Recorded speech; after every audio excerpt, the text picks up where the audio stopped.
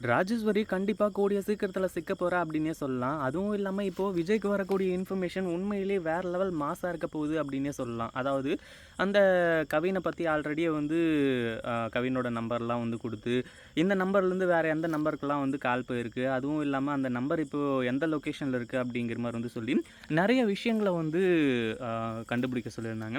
அத கண்டுபிடிச்சு சொல்லும்போது தான் உண்மையிலேயே விஜய்க்கு, மல்லிக்கு எல்லாருக்குமே மிகப்பெரிய அதிர்ச்சியா இருக்க போகுது. அதே மாரி மல்லிக்கு இப்போ வந்திருக்கக்கூடிய அந்த ஒரு டவுட்டும் வந்து கிளியர் ஆக போகுது. ஏன்னா ஏற்கனவே இந்த ராஜசூரிய போட்டு அ பொளந்து கட்டிட்டு இருந்தாங்க. அதுவும் இல்லாம ராஜசூரி வந்து ரொம்ப பயந்துகிட்டு இருக்கா. எப்படியாச்சும் வந்து இந்த பிரச்சனைய முடிக்கணும். வேற வழியே கிடையாது. அப்படிங்கிற மாரி வந்து சொல்லி அந்த அ அதாவது கவினோட சாப்டர முடிக்கிறதுக்காக ரூ. 50,00,000 குடுக்கறதுக்கு தயாராக ஆரம்பிச்சுட்டாங்க.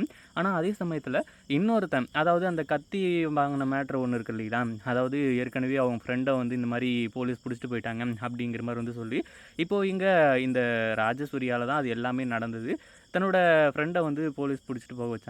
அப்படிங்கிற மாரி வந்து சொல்லி, அந்த ஒரு விஷயத்த வந்து கன்ஃபார்ம் பண்ண ஆரம்பிச்சாங்க. அதே மாதிரி இப்போ அந்த ஒரு விஷயத்துல நீங்க பணம் குடுத்து ஹெல்ப் பண்ணல அப்படின்னா, கண்டிப்பா உங்கள நான் சும்மா விட மாட்டேன் அப்படிங்கிற மாரி வந்து சொல்லிட்டு போன ஒரு விஷயம். இங்க நம்ம மல்லிக்கு தெரியாது. பட் இருந்தாலும் அந்த பையன வந்து பார்த்ததுனால, கடைசியில அந்த பையன வந்து எங்கேயோ பார்த்த மாதிரியே இருக்கே அப்படிங்கிற மாரி வந்து சொல்லி, ஒரு மிகப்பெரிய ஷாக் ஆனாங்க. அதுக்கப்புறம் தான் வந்து இப்போ உண்மையிலேயே அந்த பையன் யாரு? அதுவும் இல்லாம இப்போ இந்த ராஜேஸ்வரிக்கும், இந்த கொலைக்கும் என்ன சம்மந்தம்? அடுத்ததா இந்த கவினுக்கும், இந்த ராஜேஸ்வரிக்கும் என்ன சம்மந்தம்? எதுக்காக வந்து இந்த மாரி வந்து பிளாக்மெயில் பண்றாங்க? அப்படிங்கிற எல்லா விஷயமும் வந்து இப்போ நம்ம மல்லிக்கும், விஜய்க்கும் தெரிய வரப்போகுது. உண்மையிலேயே விஜயும், மல்லியும் இந்த ஒரு விஷயத்த கொஞ்சம் கூட எதிர்பார்க்கவே இல்ல. ஏன்னா இந்த மாரி ஒரு சம்பவம் நடக்கும் அப்படிங்கிற மாரி வந்து சொல்லி அவங்க ஒரு நாள் கூட வந்து எதிர்பார்த்தவே கிடையாது. ஏன்னா இங்க நடக்கிற பிரச்சனை எல்லாத்துக்குமே காரணம் இந்த ராஜேஸ்வரியும் வந்து சம்மந்தப்பட்டிருக்கா அப்படிங்கிற மாரி வந்து சொல்லி, அதாவது இப்ப என்ன ஆச்சு அப்படின்னு பார்த்தீங்கன்னா, ஒரு பக்கம் வந்து நம்ம மயிலும் இருந்துகிட்டு அதாவது எங்க போறதுன்னு தெரியாம இருந்துட்டுருக்காங்க. அதுவும் இல்லாம மயிலுக்கு அடுத்தடுத்து பிரச்சனை மேல பிரச்சனை தான். கண்டிப்பா விஜயும், மல்லியும் வந்து மயிலுவ எந்த ஒரு பிரச்சனையும் இல்லாம காப்பாத்திருவாங்க. ஏன்னா ஏற்கனவே அந்த நகைய வந்து வித்து பணமாக்கிரணும். அப்பதான் வந்து நமக்கு சேஃபு. அதாவது எப்படியாச்சும் மயிலுகிட்ட இருந்து நகைய ஆட்டைய போட்டுறணும் அப்படிங்கிற மாரி வந்து சொல்லி, அங்க ஒரு பக்கம் வந்து பிளான் போட்டுட்டு இருக்காங்க. ஆனா அடுத்தடுத்து வந்து உண்மையிலேயே என்ன பண்றது? ஏது பண்றது? அப்படின்னு சொல்லிட்டு வந்து தெரியாம, இப்போ அந்த மயிலோட பாய் ஃப்ரெண்ட் இருந்துட்டுருக்காங்க. ஏன்னா மயிலுக்கிட்டேருந்து எப்படி வாங்குறது? வேற வழியே இல்லாம எப்படியாச்சும் வந்து வாங்கி தான் ஆகணும். வாங்குனா மட்டும் தான் நமக்கு அடுத்தடுத்த விஷயங்கள் வந்து நல்லபடியா நடக்கும். ஏன்னா அந்த நகைய வாங்கிட்டோம் அப்படின்னா, அடுத்ததா வந்து நம்ம மயிலு வந்து ஏமாத்திட்டு, எங்கேயோ ஒரு இடத்துல கொண்டு போய் வித்துட்டு, அதுக்கப்புறம் எஸ்கேப் ஆயிடலாம் இல்லையா? அதுக்காக தான் பிளான் பண்ணிக்கிட்டு இருக்காங்க. ஏன்னா நம்ம மயில வந்து கூடவே வச்சுட்டுருந்தாங்க அப்படின்னா, கடைசியில அவங்களுக்கு தான் பிரச்சனை அப்படிங்கிற மாரி வந்து சொல்லி, அதே சமயத்தில இப்போ நம்ம விஜய்க்கும், மல்லிக்கும் வந்து ஒரு ஃபோன் கால் வருது. அதுவும் இல்லாம இந்த மாரி வந்து நீங்க அந்த கவினோட நம்பர ட்ரேஸ் பண்ண சொல்லியிருந்தீங்கல்ல. அந்த கவினோட நம்பர்லேருந்து அடிக்கடி வந்து இந்த நம்பருக்கு தான் வந்து கால் போயிருக்கு அப்படின்ற மாரி வந்து சொல்லி, ஒரு 2, 3 நம்பர்ஸ வந்து குடுக்குறாங்க. அது எல்லாத்தையுமே வந்து பார்த்ததுக்கப்புறமா, உண்மையிலேயே பயங்கரமான ஒரு அதிர்ச்சியில இருக்காங்க. அதுவும் இல்லாம அதில இருக்கக்கூடியது இந்த ராஜேஸ்வரியோட நம்பர். அதுவும் இல்லாம இப்போ நம்ம விஜயும், மல்லியும் வந்துட்டு அந்த ராஜேஸ்வரிக்கும் அடுத்ததா வந்து அந்த கவினுக்கும் என்ன சம்மந்தம்? ஏன்னா இங்க பிரச்சனை எங்க போயிட்டுருக்கு அப்படிங்கிறது தெரியும். அதுவும் இல்லாம என்ன பண்றது? ஏது பண்றது? அப்படின்னு சொல்லிட்டு வந்து தெரியாம இருந்துட்டுருக்காங்க அப்படிங்கிற ஒரு விஷயமும் நல்லாவே தெரியும்.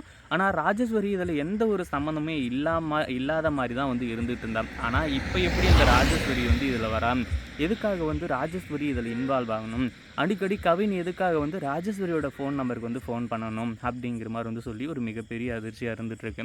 ஏன்னா, எந்த ஒரு வகையிலனாலும் வந்து அவங்க யோசிச்சு பார்க்கலாம். ஏன்னா, இப்போ இந்த கொலையில ஒரு வேள சம்மந்தப்பட்டிருப்பாளோ! அப்படி இப்படிங்கிற மாரி வந்து சொல்லி, அதே மாரி இது ராஜேஸ்வரியோட நம்பர் தான் அப்படிங்கிற விஷயத்த வந்து கன்ஃபார்ம் பண்றாங்க. எப்படி அப்படின்னு பார்த்தீங்கன்னா, இப்போ இந்த ராஜேஸ்வரிக்கு அந்த நம்பர்லேருந்து வந்து ஃபோன் பண்றாங்க. அதாவது கண்டிப்பா இவங்க கிட்ட நம்பர் இருந்திருக்கும். ஒரு வேள வேற நம்பரா இருந்திருந்தா கூட கண்டிப்பா தெரிஞ்சிருக்காது. அடுத்ததா அந்த நம்பர வந்து ஃபோன் பண்ண உடனே ராஜேஸ்வரி எடுத்து, "ஹலோ யார் பேசுறது?" அப்படிங்கிற மாரி வந்து சொல்லி கேட்குறாங்க. இத கேட்ட உடனே ராஜேஸ்வரி குரல் மாரியே இருக்கே! அப்படிங்கிற மாரி வந்து சொல்லி ஒரு மிகப்பெரிய அதிர்ச்சியா இருக்காங்க. உண்மையிலேயே இந்த ஒரு விஷயத்த எதிர்பார்க்கவே இல்ல. ஏன்னா அது ராஜேஸ்வரியா இருக்கும் அப்படிங்கிற மாரி வந்து சொல்லி, ஆனா அது ராஜேஸ்வரி தான் அப்படிங்கிற ஒரு விஷயத்த வந்து இப்ப கன்ஃபார்ம் பண்ணிட்டாங்க. அதுக்கப்புறம் தான் வந்து எல்லா விஷயங்களும் வந்து நடக்கிறது. ஆனா கடைசியா என்ன ஆச்சு அப்படின்னு பார்த்தீங்கன்னா, மல்லி இருந்துட்டு, இப்ப தான் எனக்கு ஒரு சந்தேகம் வருது. அதாவது காலையில ஒரு பையன் வந்து அந்த ராஜேஸ்வரி கிட்ட வந்து பேசிட்டு போனான். கடைசியில கேட்டதுக்கு அட்ரஸுக்கு கேட்டு வந்தாங்க அப்படிங்கிற மாரி வந்து சொல்லி என்னென்னமோ சொன்னாங்க. ஆனா உண்மையிலேயே அந்த பையன் யாருன்னு சொல்லிட்டு எனக்கு இப்ப தான் ஞாபகம் வருது. அன்னைக்கு அந்த கத்தி விஷயமா வந்து ஒரு பையன பார்க்கறதுக்காக போனோம்ல, அந்த பையன் கூட நின்னுட்டு தான் இவன் கேரம் போர்டு ஆடிக்கிட்டு இருந்தான். அப்படிங்கிற ஒரு விஷயத்த வந்து சொல்கிறாங்க. இதை கேட்டதுக்கப்புறமா விஜய்க்கும் மல்லிக்கும் இப்போது சந்தேகம் அதிகமாக ஆரம்பிச்சிருச்சு. கண்டிப்பாக வந்து இந்த சுடரோட கொலையில் இந்த ராஜேஸ்வரிக்கு மிகப்பெரிய சம்மந்தம் இருக்குது, அதில் எந்த ஒரு சந்தேகமும் கிடையாது அப்படிங்கிற மாதிரி வந்து சொல்லி இப்போது நம்ம விஜயும் மல்லியும் வந்து கன்ஃபார்ம் பண்ணிட்டாங்க. அடுத்ததாக நம்ம விஜய் இருந்துக்கிட்டு இந்த மாதிரி மறுபடியும் எப்பெல்லாம் வந்து ராஜேஸ்வரிக்கு இந்த கால் வருது அப்படிங்கிற மாதிரி வந்து சொல்லி ட்ரேஸ் பண்ணுங்கள், அதாவது ட்ரேஸ் பண்ணிகிட்டே இருங்க அப்படிங்கிற மாதிரி வந்து சொல்கிறாங்க. ஏன்னா அந்த நம்பர் வந்து அடிக்கடி வந்து ஆன் ஆகுது, சுவிட்ச் ஆஃப் ஆகிடுது, எந்த இடம்னு கண்டுபிடிக்க முடியறதில்ல அப்படிங்கிறதுனால வந்து இந்த ஒரு விஷயத்தை வந்து சொல்கிறாங்க. ஆனால் கடைசியாக இப்போ என்ன ஆச்சு அப்படின்னு பார்த்தீங்கன்னா, ராஜேஸ்வரி ஒரு லேண்டை வந்து சேல் பண்ண போகிறாங்க அப்படிங்கிற ஒரு விஷயமும் வந்து இப்போது நம்ம விஜய்க்கும் மல்லிக்கும் தெரிஞ்சு போச்சு. ஏன்னா விஜயும் மல்லியும் வந்து எதிர்பார்க்கல, எதுக்காக ராஜேஸ்வரி 3 கோடி ரூபாய் போகக்கூடிய ஒரு நிலத்தை சேல் பண்ணணும், ஏதோ மிகப்பெரிய ஒரு விஷயம் இருக்குது அப்படிங்கிறது வந்து அடுத்ததாக இந்த ரகு இதில் இன்வால்வ் ஆகிருக்கான், ரகுவுக்கும் ராஜேஸ்வரிக்கும் சம்மந்தம் இருக்குது, இப்படின்ற நிறைய விஷயங்கள் வந்து இதில் வந்து தெரிய வருது. அதே மாதிரி நம்ம விஜயும் மல்லியும் சும்மா எடுப்பாறது கிடையாது, இந்த ராஜேஸ்வரியை பின்தொடர்ந்து கடைசியில் ராஜேஸ்வரியை அடி நடித்து வெளுத்து கட்டுறாங்க. ஏன்னா ராஜேஸ்வரியும் இந்த ரகுவும் சேர்ந்து அந்த சுடரை கொலை பண்ணுறதுக்கு பிளான் பண்ணாங்க அப்படிங்கிற ஒரு விஷயம் வரைக்கும் இப்போ எல்லாமே தெரிஞ்சிருச்சு.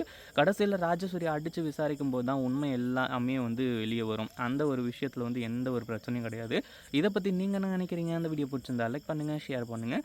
இப்போ தான் நம்ம சேனலுக்கு ஃபர்ஸ்ட் டைம் வரீங்க அப்படின்னா கீழே இருக்க சப்ஸ்கிரைப் பட்டனை ப்ரெஸ் பண்ணிக்கோங்க.